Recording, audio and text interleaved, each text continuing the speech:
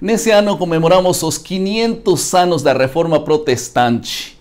Essa data retoma o evento que aconteceu em 31 de outubro de 1517, quando Martinho Lutero pregou suas 95 teses na porta da igreja do castelo em Wittenberg, na Alemanha. Em realidade, a Reforma Protestante baseia-se em 5 pilares que são chamados de somente, em outras palavras, somente a fé, somente a graça, somente Cristo e glória somente a Deus. E esta semana nós vamos estudar a lição de escola sabatina e tem como título A Fé de Abraão, de Romanos capítulo 4, verso 1 até o verso 25. Vamos falar sobre esse tema e para poder falar desse tema, vamos subdividir nossa lição em 2 partes. Na primeira parte, a prova da justificação pela fé no Antigo Testamento, Romanos 4, 1 ao 8. E em segundo lugar, como Abraão foi justificado, de Romanos capítulo 4, verso 9 até o verso 25. Tudo bem? Vamos ao primeiro assunto então. Prova de justificação pela fé no Antigo Testamento. Paulo enfatiza que a justificação pela fé é um conhecimento que vem do Antigo Testamento. Ele fala em Romanos 3, 21. Então, em Romanos 4, 1 ao 18, Paulo mostra que Abraão concordou com a justificação através da fé. Isto tudo fundamentado em Gênesis 26, 5. E esta fundamentação dos judeus que acreditavam que as obras do grande patriarca o tinham realmente justificado. O verso diz mais ou menos assim: porque Abraão obedeceu a minha palavra e guardou os meus mandamentos ou mandatos, os meus preceitos, os meus estatutos e as minhas leis. Os judeus consideravam que o patriarca tinha cumprido toda a lei desde antes de ser dada essa lei. Agora, se tudo isso for a verdade, então Abraão certamente teve algo para se gloriar. No entanto, Paulo rejeita essa possibilidade, assim que ele levanta e dá uma exclamação. Ele diz, porque se Abraão foi justificado por obras, tem que se gloriar, porém, no diante de Deus. Perante os homens, tudo bem, mas perante Deus, não. Esse é o verso 2. Agora, para Paulo, é impensável que alguém, mesmo como Abraão, pudesse ter algo que ver com se gloriar na presença de Deus. O apóstolo então vai para a Bíblia para provar sua tese. Então ele escreve no verso 3, criou Deus e isso lhe foi imputado para a justiça. Ele criou e foi imputado para a justiça. Aqui Paulo está citando Gênesis capítulo 15, versículo 6. Os judeus do tempo de Jesus começaram a interpretar a fé de Abraão como uma espécie de fidelidade que merece uma recompensa, entendeu? Agora, Paulo sabia disso bem e escolhe deliberadamente Gênesis 15, 6 para provar exatamente o contrário. Agora, o apóstolo começa sua exposição em Romanos 4, do verso 4 ao 8, com os versos 4 e 5, e diz o seguinte, e está aqui no verso 4, ora, ao que trabalha, o salário não é considerado como favor, e sim como dívida.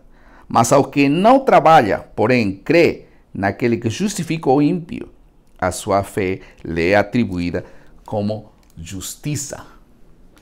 Essa referência em Gênesis está referida em Gênesis 15, 6, e fala que nenhuma obra foi feita por Abraão.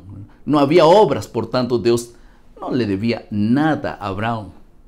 No final do Romanos capítulo 4, verso 5, o apóstolo provou seu argumento, mas ele não ficará lá, caso alguns de seus detratores não entenderam claramente. Então, ele vai para a experiência de Davi. Quero contar agora a experiência de Davi como um testemunho da justificação pela fé.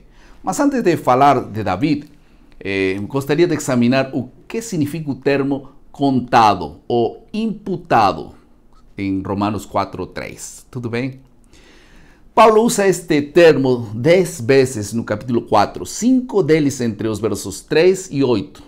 E quando esta palavra é usada em um contexto mais ou menos financeiro, significa colocar algo na conta de alguém. No momento preciso em que alguém aceita Jesus através da fé, sabe o que faz Deus? Deus o conhece ou o reconhece como uma pessoa justa. Amém por isso. Agora, vamos entrar na experiência de David. Se Abraão era a pessoa mais importante da história judaica, David não estava muito atrás. Ele era justamente com Abraão e também com Moisés, provavelmente um dos mais venerados entre os judeus. Paulo sempre nos diz que a fé de Abraão foi contada como justiça, enquanto no caso de David achamos que Deus não conta seus pecados em sua conta pessoal. Romanos 4, 6 e 7. Em uns poucos versos, o apóstolo Paulo explica que a justificativa tem dois aspectos. A justificação tem dois aspectos, um positivo e um negativo. Primeiro, nossa fé é contada por Deus como justiça. E em segundo lugar, Ele não conta nossos pecados contra nós. Aqueles que veem a Deus através da fé são verdadeiramente limpos. Amém por isso. E de todo esse conjunto de crenças surgem duas questões que Paulo tem que responder em Romanos capítulo 4, verso 9 até o verso 12. O que aconteceu com Abraão? Ele não foi abençoado por causa de sua circuncisão? O apóstolo responde nos versos 9 até o verso 11. Não há necessariamente nada porque ele tem que sentir-se melhor por ser circuncidado. Ou seja, Deus abençoou Abraão antes de sua circuncisão. Então ele ordenou o rito da circuncisão logo após de fazer depois de abençoá-lo, ele deu o acto da circuncisão. E isto não era para ser aceitos, apenas como um sinal entre ele e Abraão. Mas os que já foram circuncidados, qual é sua situação? Alguém pergunta. Paulo responde esta pergunta no verso número 12, quando ele diz que a circuncisão sozinha não prova nada. Eles devem ter a mesma fé que o patriarca teve quando recebeu a bênção de Deus. Paulo deixa muito claro em Romanos 4:13 que a bênção de Abraão veio pela fé e não pela lei. Sua lógica é a seguinte. Vamos ver a lógica. Em primeiro lugar, é verdade que aqueles referentes aos judeus legalistas têm a lei, certo? Mas também é verdade que todos transgrediram os seus requisitos, seus mandamentos. Também é verdade. Consequentemente, eles enfrentam o castigo por transgredir. Também é verdade. E, finalmente, portanto, se todos aceitam a graça através da fé, todos podem ter esperança. E Paulo afirma que a fé é o único caminho à esperança, uma vez que a função da lei é apontar nosso pecado, no verso 20, como uma espécie mais ou menos de detector de pecados, mas a salvação está na graça de Deus mediante a fé. O verso 20 finalmente diz que não conheceríamos a transgressão da lei se não fosse pela lei que está aqui na palavra. Agora, creio que a essas alturas, o verso número 25 fala que Jesus Cristo, nossa justiça e sua ressurreição nos dá muitas bênçãos também nesse grau de conhecer mais a Deus. Vamos agora a duas aplicações. Que lhes parece? A primeira aplicação tem que ver como é que nossa experiência de justificação pela fé nos ajuda a tratar aos demais. Como você se sente quando Deus te trata a ti? Dessa mesma maneira nós devíamos tratar os demais. Quando uma pessoa trata bem os demais é porque está sendo bem tratada por Deus ou reconhece que está sendo bem tratado por Deus. Em segundo lugar, temos diante de nós esta magnífica notícia de salvação sem custo. Você agradece? E muitas pessoas aguardam ansiosamente essa notícia também. A grande pergunta é: como nós vamos a nos posicionar com a notícia que Deus nos deu de ser salvos pela fé? E isso é um dom de Deus. Vamos ficar calados? indiferentes.